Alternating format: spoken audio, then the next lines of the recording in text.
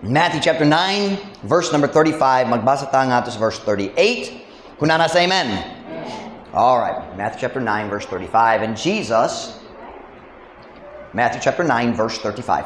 And Jesus went about all the cities and villages, teaching in their synagogues and preaching the gospel of the kingdom, and healing every sickness and every disease among the people.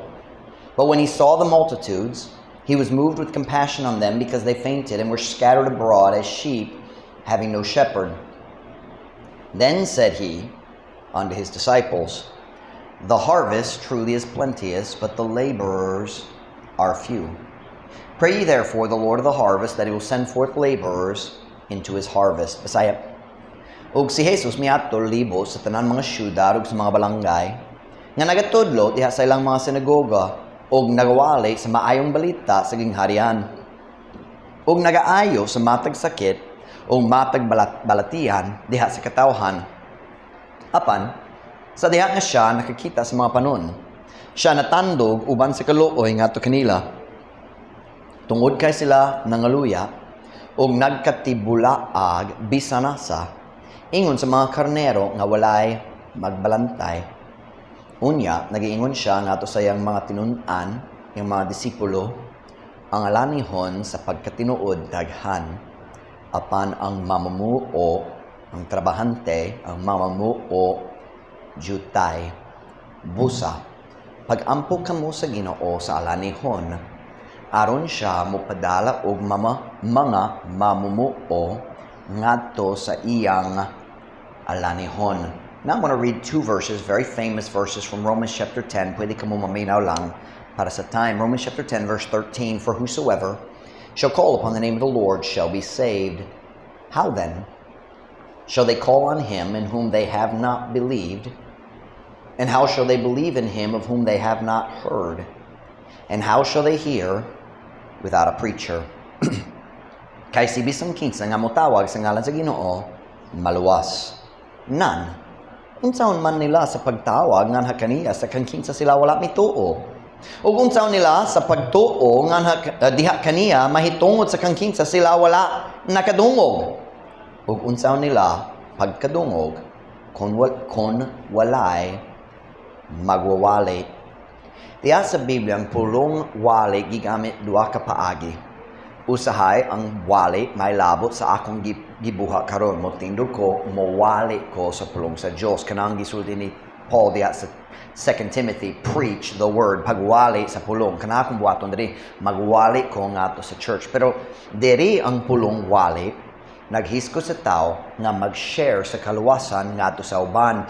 Dili kinahanglan magtindog sama nga ako diri ug mag-ana-ana ug magwali mag-iso ang tingog dili kana. Kon na ay si Ma'am Ruth ni kuyog na ko gahapon niya to misa uyan og samtang ako nag-share sa young man yang ngalan si Michael, subutan siya kay yang ngalan si Michael, tanan Michael butan. And nag-share ko ni Michael si Ma'am na duha ka bata nagduo sa likod og si Ma'am Ruth nag-share kanila likod nako. Sort of hinay ang iyang tingog malumo ang iyang tingog pero nagwali siya sa mayong balita. She was preaching the gospel. So that here in the verse we just read, how shall they hear without a preacher? Unsaon nila pagkadungog kung walay magwali? That's not talking about me. It's talking about bisang kinsa nga makashare, makasangyaw kabayan sa kaluwasan, baye ug laki. So my message today is what this world needs. Ang panginahanglan ni ining kalibutana. What this world needs. It's not a question, it's a statement. Ang panginahanglan ni ining kalibutana. I guess it's not a statement either, it's a fragment. It's a title. Magampo ta, dayon ko mo maglingkod para sa mensahe karon. Father, would you please work in our hearts this morning? Would you bless the message? Would you fill me with your spirit as I deliver it? Holy Spirit of God, you know I need your help and I want to challenge our church. Thank you for our people who are here, who are faithful. Thank you, Lord, for our soul winners and for the people who you have brought into our church. And Lord, I pray, God, that you'd work in hearts this morning. Help me, Lord, as I try to give just a little bit of a reset regarding the work of God and the work of the ministry. Please, dear God, fill me with your spirit. Empower me, I pray. In Jesus' name, amen. Pwede ka mo maglingkod.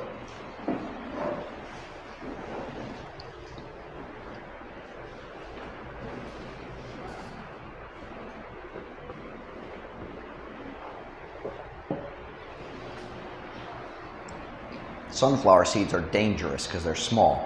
And diya sa itong teksto, karong buntag, nakita na to nga si Jesus, busy kaayo siya, nining a story nga naglibot-libot nga to sa lain-lain syudad o lungsod nga nagtabang sa daghang tao. I want to go back to Matthew chapter 9 and look at verse 35. Matthew chapter 9, magsugot ta diri sa verse 35, kung nasa amen?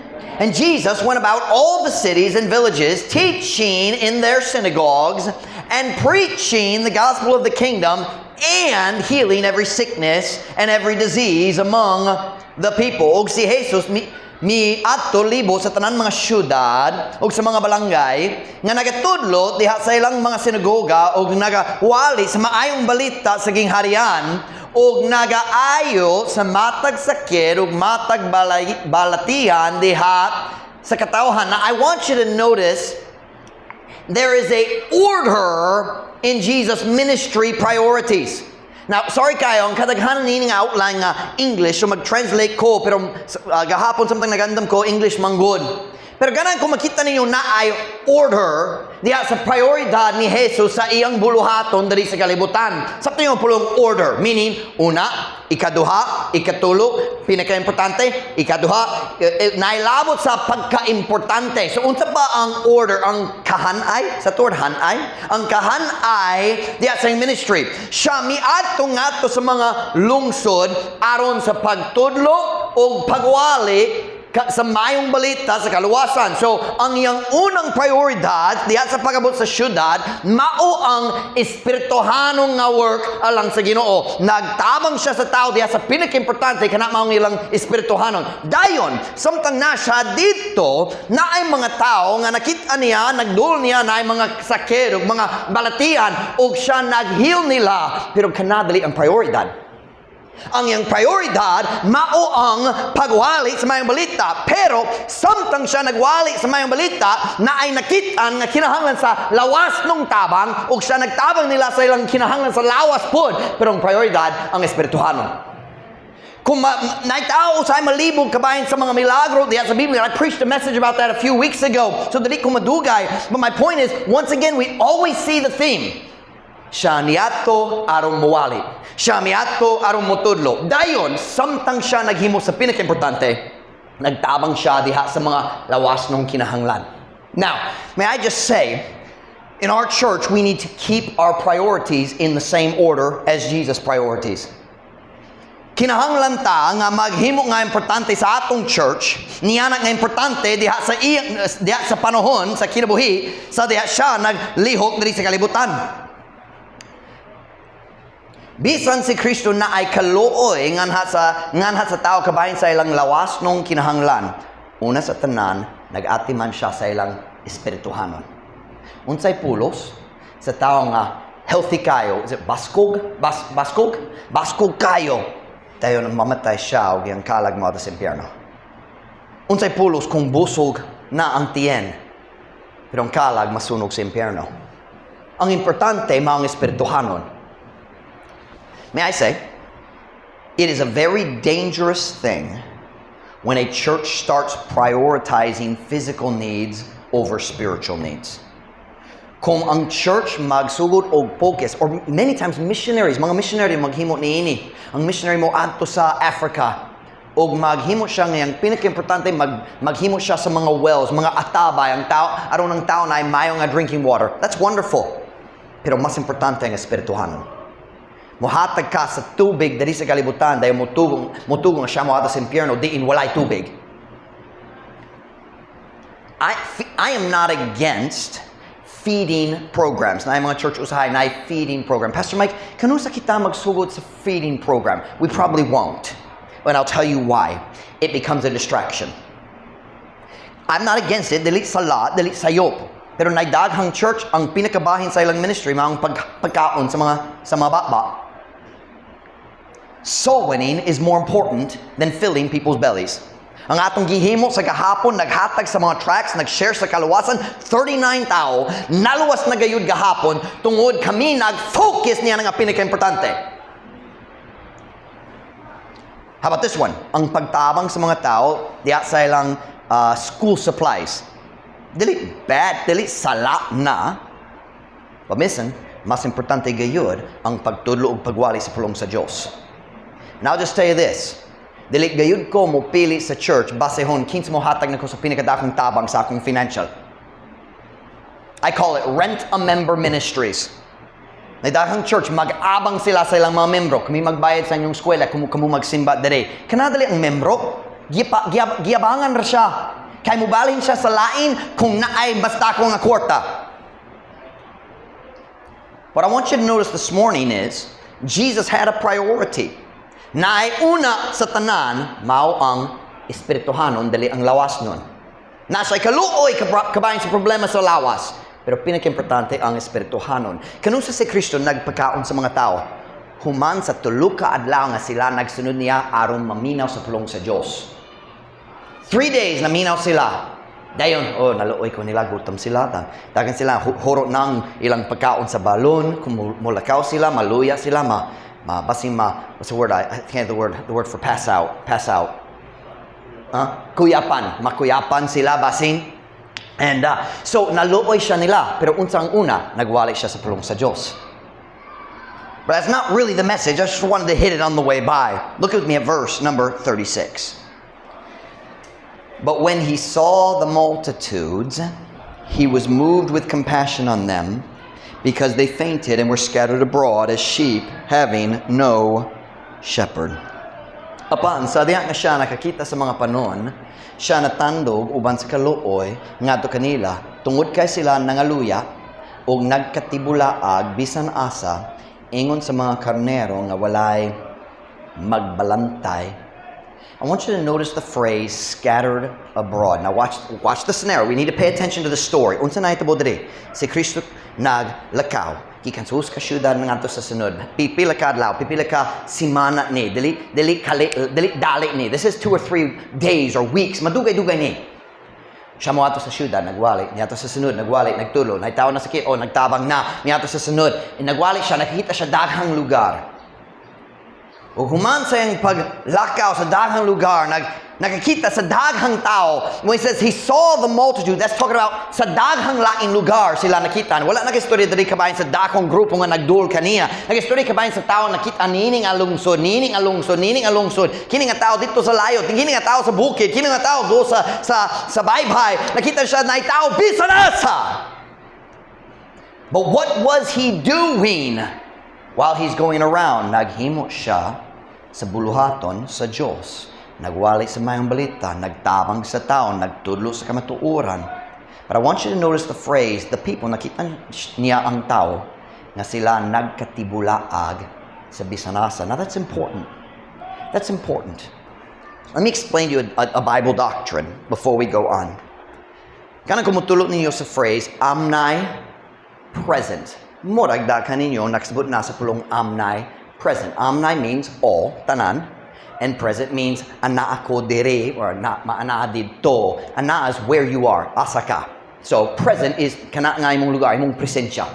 Amnay present nagpasabot kana usa ka bahin sa kinaiya sa Dios. Ang Dios anaa sa tanan lugar sa uska panahon. Saktong grammar? Sa uska panahon, ang Diyos na sa tanan. So, right now, ako nagtindog diri, nagwali, ang Diyos ang nadari uban na to. Diba? Pero, ang akong higala, si Brother Jason McCray, nagwali siya dito sa Arizona, sa Tucson, Arizona, sa 10,000 miles gikan diri. Ang Diyos pod na dito, pod. Now, wala siya nagwali karon, pero 16 hours magwali na siya. Pero, ang Diyos na sa tanan lugar, kana ang bahin sa kinaiya sa Diyos. He is omnipresent. Now, Jesus is also omnipresent. Let me show it to you. One verse lang, aron mo kamumukita. Go with me to Matthew chapter 18 and verse 20.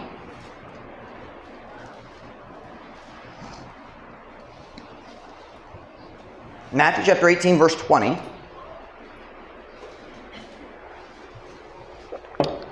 should have eaten those nuts earlier. I might have won the contest. It's my excuse.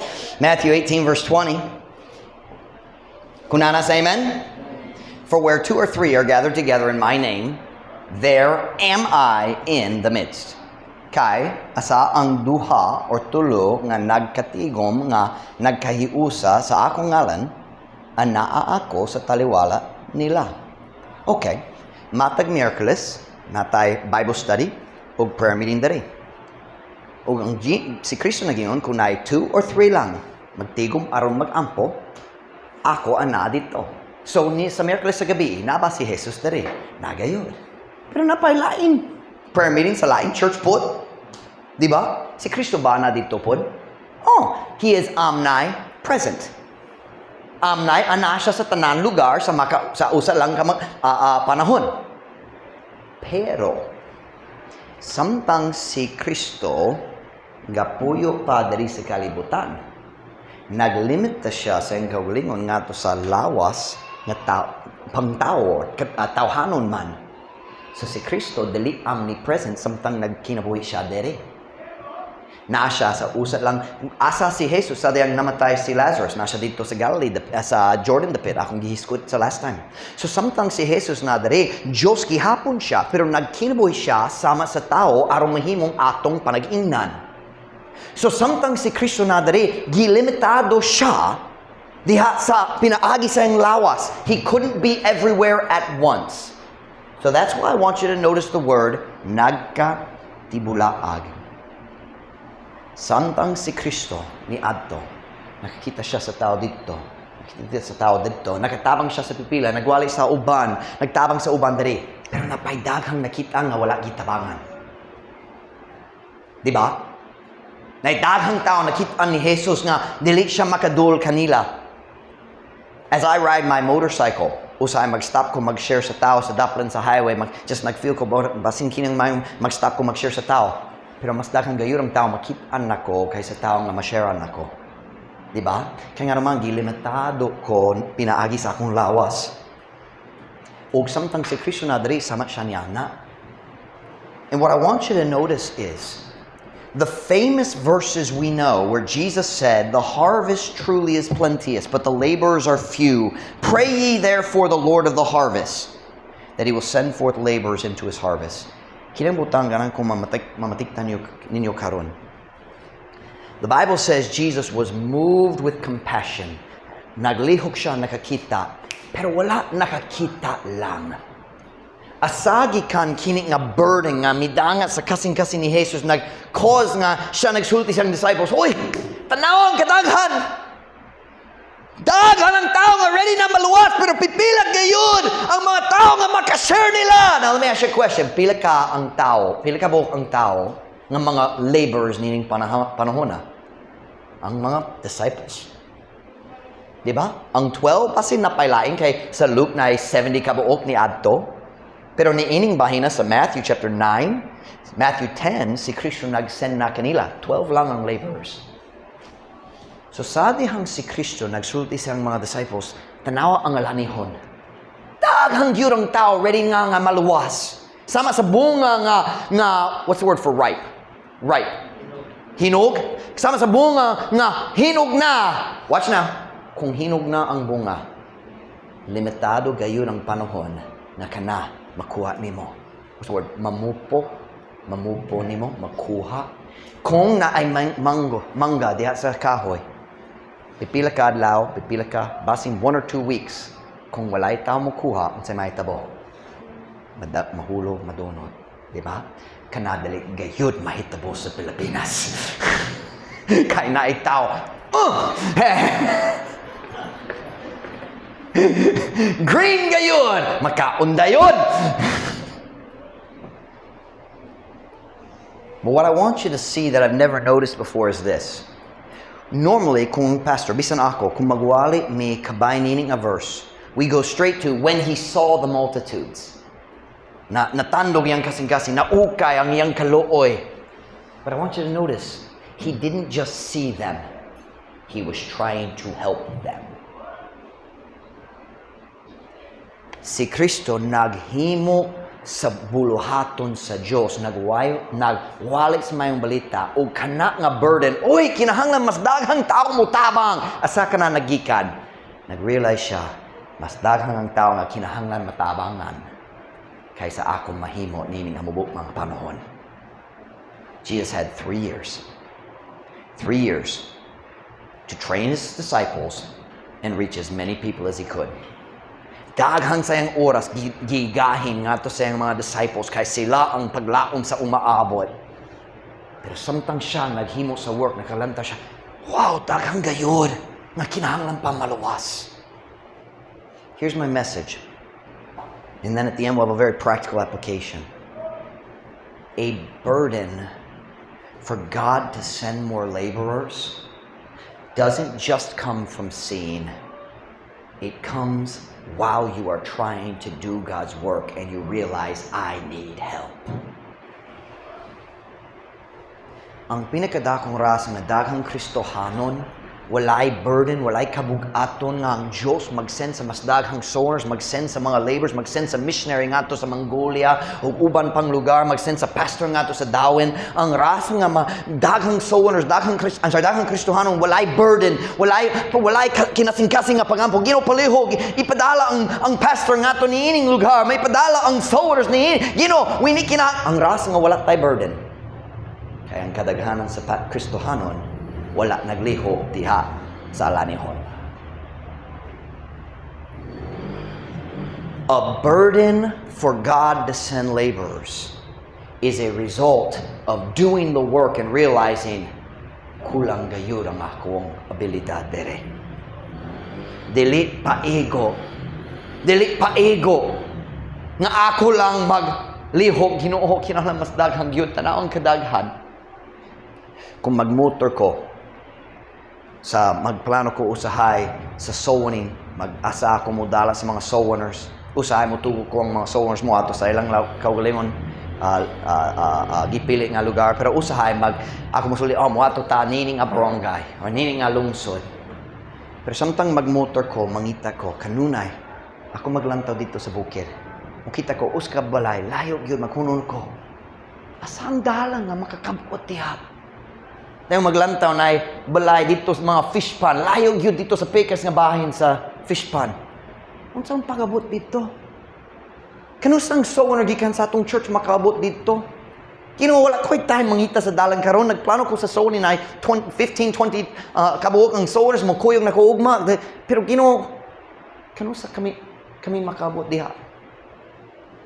The burden, the need for more workers, kung kana nga kabugat-on magpuno sa imong kasing-kasing, kanamang resulta sa kinasing-kasing nga paningkamot.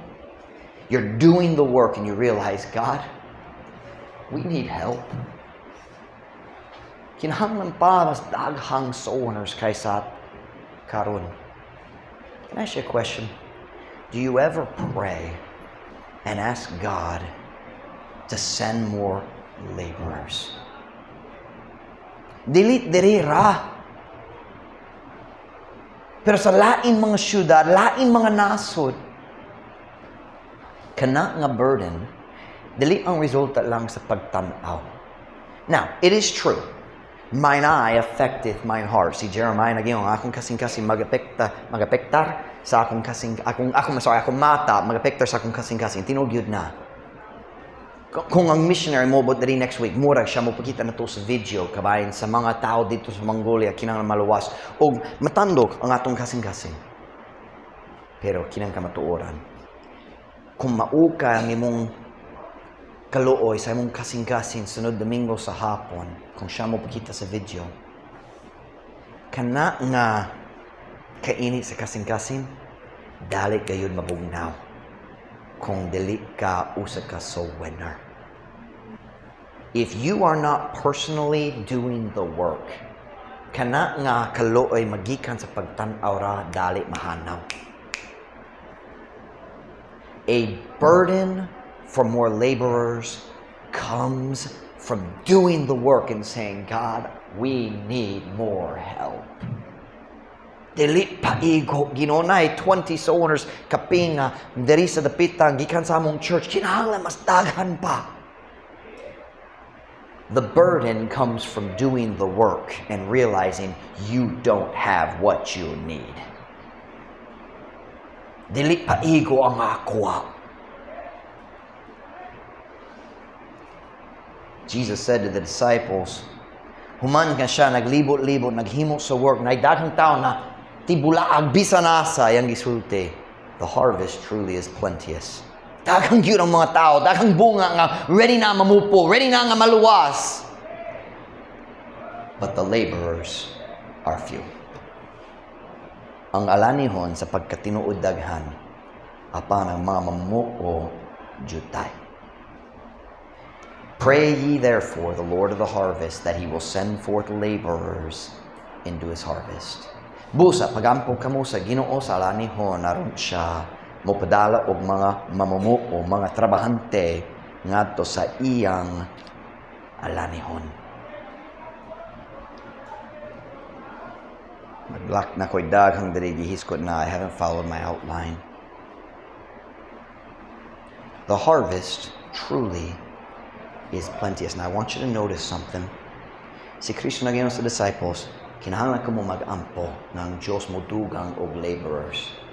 But have you ever noticed what happened next?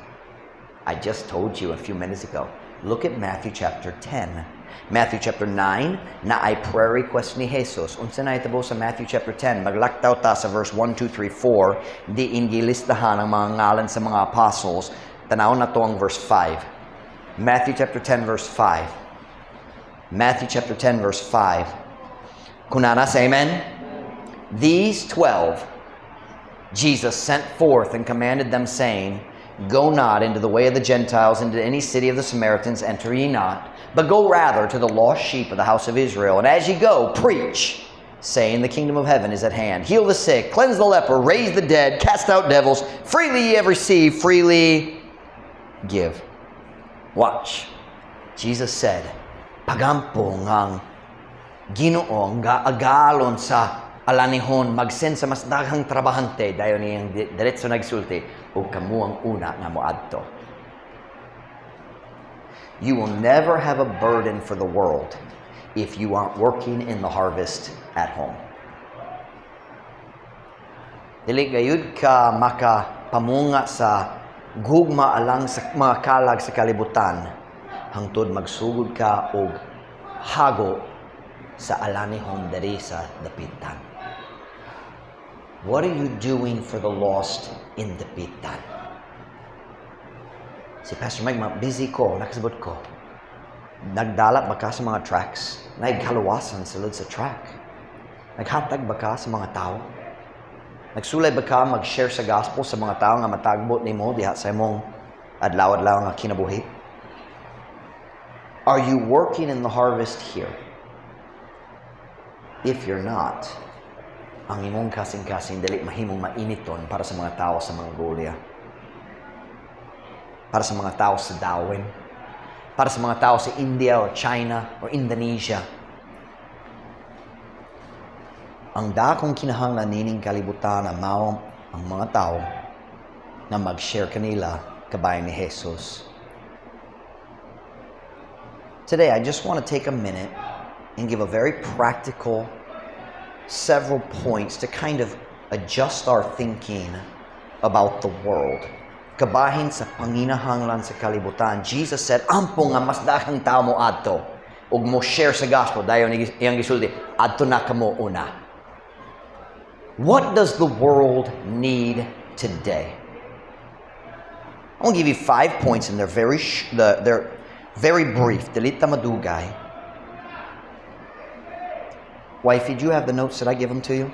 I want to give you 5 points to help kind of reset our thinking a little bit kabahin sa kalibutan. Number 1, English ni, pero mag-translate ko. Number 1, unsay gikinahanglan ni ining kalibutana karon. Number 1, the world needs to be saved. Ang kalibutan kinahanglan nga maluwas. Ang Biblia klaro gyud, kung si bisang kinsa nga dili maluwas samtang buhi pa diri sa kalibutan, kung iyang lawas mamatay ug ilubong dito sa sementeryo, ang iyang kalag moadto sa impyerno ug masunog hangtod sa kanturan, ang kalibutan kinahanglan nga maluwas. Ang kalibutan kinahanglan nga maluwas. Kanang pinaka-importante, may I say today, the world needs to be saved. Number 2, wifey.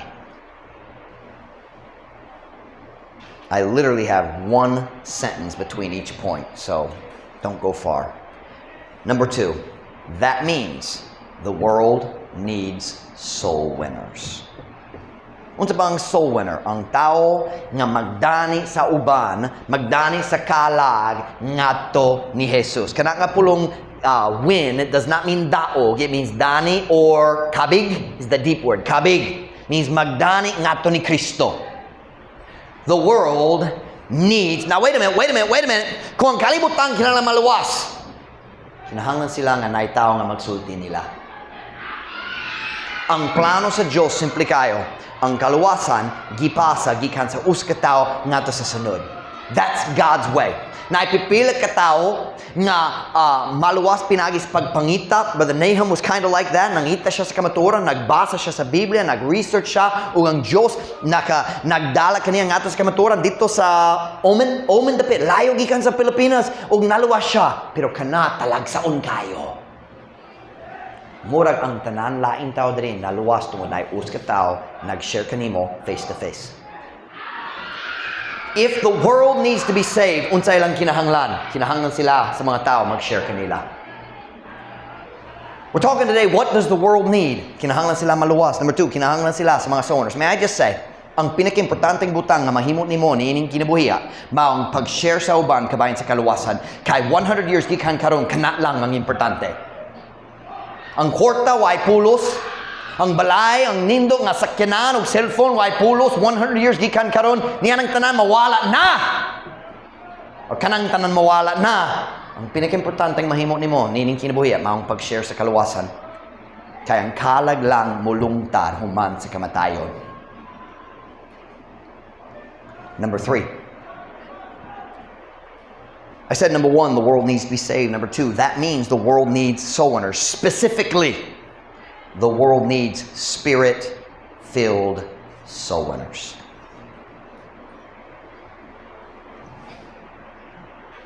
Ang kalibutan kinahanglan sa mga tao mag-share. Pero labaw pa, ang kalibutan kinahanglan sa mga tao na mapuno sa balang espiritu samtang sila mag-share. Ang ras nga daghang Kristohano maglusod diha sa ilang pagsangyaw, mao nga nakulangan sila sa gahom sa balang espiritu.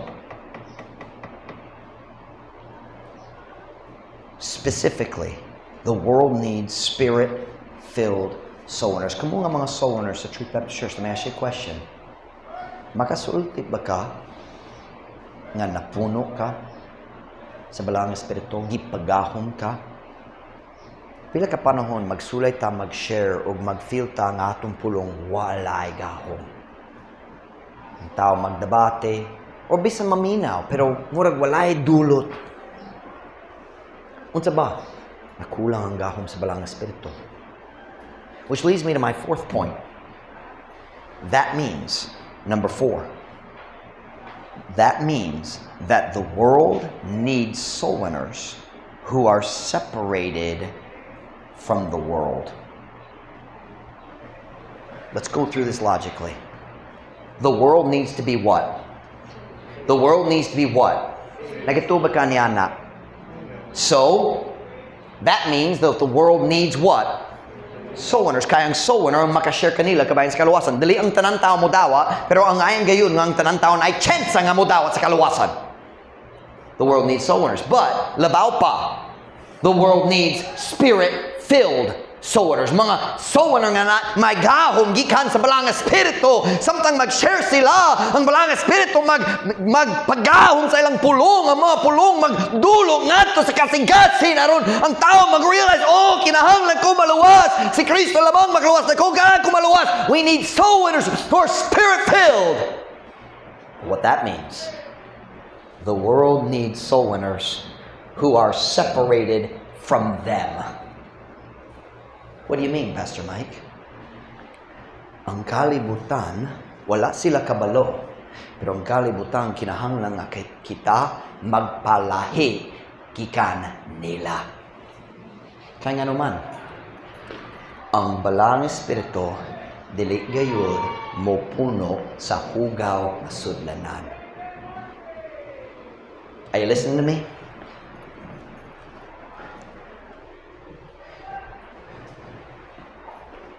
Kung kini nga baso ng imong kinabuhi ug napuno sa kahugawan sa kalibutan ug sa sala, ang balang espiritu dili interesado mo puno niana. The Bible says that we need to purge ourselves. Ni maglimpyo sa atong kauliong kinabuhi aron mahimo natang usa ka sudlanan nga madungganon o maggamit sa atong agalon. So watch the logic here. Ang kalibutan kinahanglan nga maluwas. That means ang kalibutan kinahanglan mas daghang soul winners nga mag-share sa kaluwasan. Labaw pa, ang kalibutan kinahanglan sa mga soul winners nga mapuno sa balang espiritu aron maigahom samtang sila mag-share sa kaluwasan. That means ang kalibutan nanginahanglan nga kita nga mga soul winners mahibulag na gikan sa kalibutan o gikan sa sala. Kaya ang balang espiritu dili mo puno sa tao nga nahugawan pinaagi sa naandan nining kalibutana, which leads me to point number 5.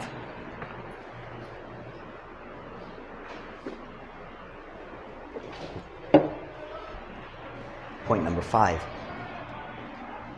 That means the world needs pastors who will preach against sin and worldliness. Ang kalibutan ang inahanglang nga may mga pastor nga mawali batok sa sala o pagkakalibutanhon. Listen me very carefully. Ang katawhan sa Dios dili gayud mo sa likway niana nga kalibutanhon hangtod ang mga pastor mawali batok sa sala.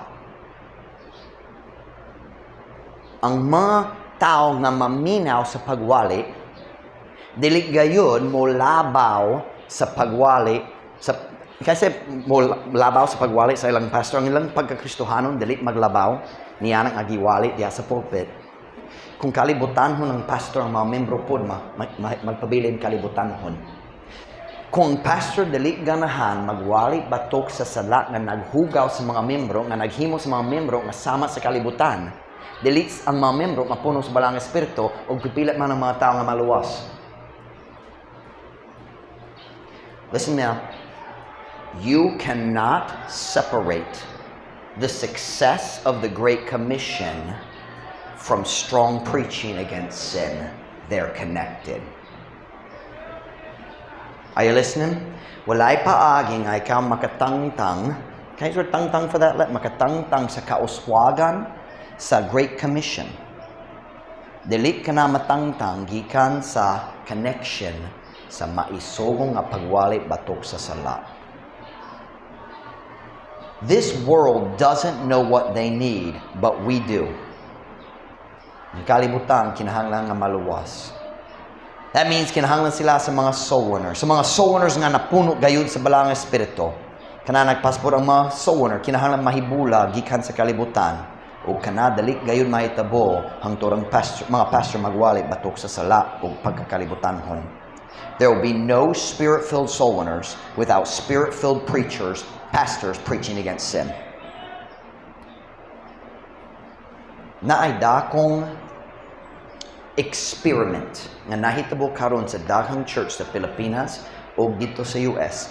Fundamental Baptist churches, even fundamental Baptist churches are doing this. Naay mga pastor nga nagsulay magpugong na sila sa pagwali batok sa sala pero nagsulay gyapon sila mag-lead sa mga membro nga mag-soul winning. They're not preaching against worldliness as much o gamay kayo pero nagsulay magwali gyapon kabayan sa soul winning. You listen to me, it's going to fail. Nagsulay sila magtangtang sa pagwali batok sa sala gikan sa Great Commission. Kauban sila. It is preaching that removes the sin that hinders the Holy Spirit. Ang pagwali maong magtangtang sa sala nga magbabag sa paglihok sa balang espiritu. You cannot have many souls saved without preaching against sin. Sa ating ang pastor magundang og wali batok sa sala ug pagkakalibutanhon. Ang mga soul winner mahimo ng kalibutanhon. Sa dihang mga soul winner, mahimo ng kalibutanhon, ang balang espiritu mukuha na sa iyang gahom. Sa dihang balang espiritu mukuha sa iyang gahom, gikan sa soul winning sa church, ang mga resulta mo kunhod na o ma-discourage na ang mga soul winner. O what na tingwa, what na gana. O sa dihang mga resulta mo kunhod na, kanang panahon ang church magsulti, kinahanglan ta mag-change sa church, kinahanglan mga drums dere na praise and worship, aron mas daghang tao gana mo sulod. O nanay tao mo sulod, o dili maluwas. O ang tao nga naluwas na sulod sa church, dili na mo gawas aron magwali sa mayong balita. Kung problema nagsugod dere, ang pastor naghunahuna nga kining duwa way labot.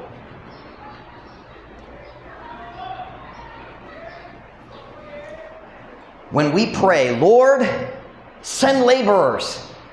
Do you know what we're really asking Him to do?